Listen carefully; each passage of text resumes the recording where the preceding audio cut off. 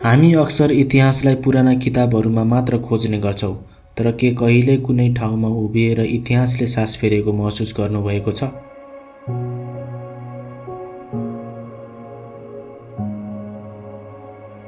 नेपालका यी पहाडहरूभित्र एउटा यस्तो रहस्य लुकेको छ जसको बारेमा धेरैलाई थाहा छैन।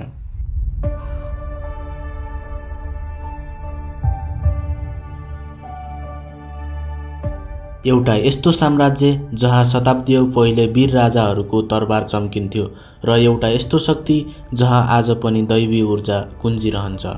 स्वागत छ तपाईलाई दैलेखको मुटु र इतिहासको साक्षी बेलासपुर मन्दिरमा।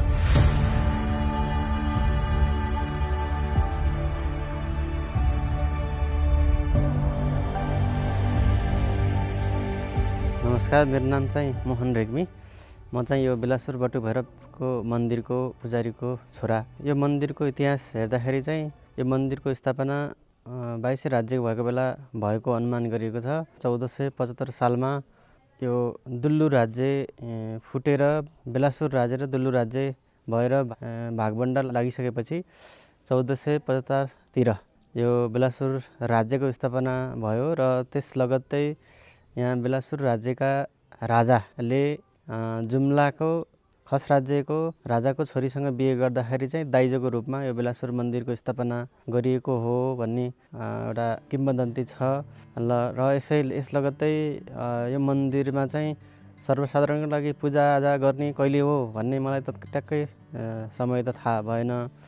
तर यो बेलासपुर बटुक भैरव मन्दिरमा चाहिँ सर्वसाधारण जनसमुदायहरूले चाहिँ पूजाआजा गर्नु आउनुहुन्छ। अनि पछि यो भैरवको वाहनहरूलाई चाहिँ बलिको रूपमा पनि पूजा गर्नुहुन्छ। यसको रूपमा चाहिँ पहिला चाहिँ सुँगुरहरू, बुङ्गुरहरू अनि पछि हाँसहरू पनि पूजा हुन्थ्यो। त्यो चाहिँ अहिले चाहिँ देखिएको छैन र अहिले चाहिँ शनिबार र मङ्गलबार भैरवको पूजा भाले बोकाहरू पञ्चबलीको रूपमा राँगो पनि ल्याउने गरिन्छ। मर्निङ एभ्रिवान, सबैजनालाई गुड मर्निङ। म चाहिँ अलिकति आज चाहिँ के प्लान गराएको थिएँ भन्दाखेरि सनराइज हेर्न आउँछु भनेर सोच्छु थिएँ। अबेरसँगै सुतियो अनि बाइक पक्रेर आएको। बेलासपुर मन्दिर चाहिँ यो हो। तपाईँहरूलाई चाहिँ ड्रोनको भ्यूदेखि लिएर सिनेमेटिक सर्ट्सहरू चाहिँ सबै देखाउँछु। Please watch until the and है। अनि यहाँ चाहिँ भर्खर म स्टेपहरू हिँड्दैछु गाइस।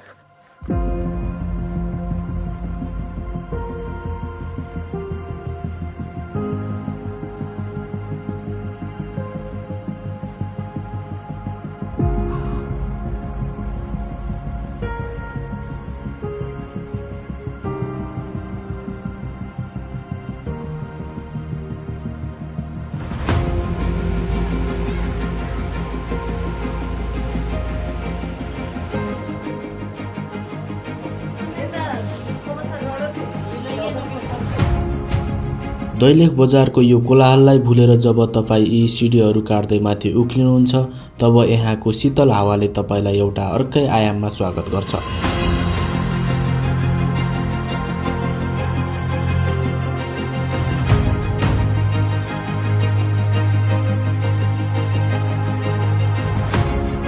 कतिपय मानिसहरू आफैलाई बदल्नका लागि नयाँ नयाँ किताबहरू पढ्ने गर्छन्, त कतिपय मानिसहरू बेलासपुर जस्ता पुराना र ऐतिहासिक पाटाहरू रोज्छन्। बेलासपुर मन्दिरको यो यात्रा मेरो लागि केवल एउटा भिडियो सुट थिएन, यो त इतिहासको एउटा बिर्सिएको पानासँग गहिरो भेट थियो।